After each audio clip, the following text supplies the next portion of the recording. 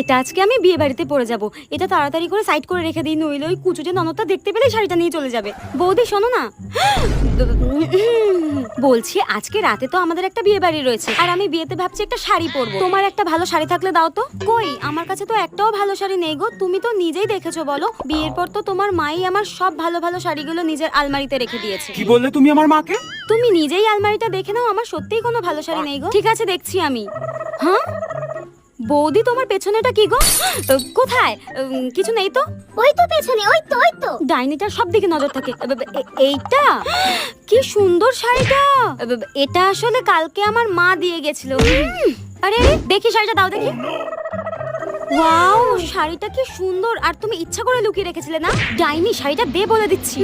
যাই হোক, শাড়িটা আমি পরে যাবো বিয়ে বাড়িতে, তুমি অন্য কিছু পরে যাও। লুকিয়ে রাখা ভালো লাগে না। কুচিতে ননদের মনে হয় গলাটাই টিপে দিই। ডাইনি দেখি একটা।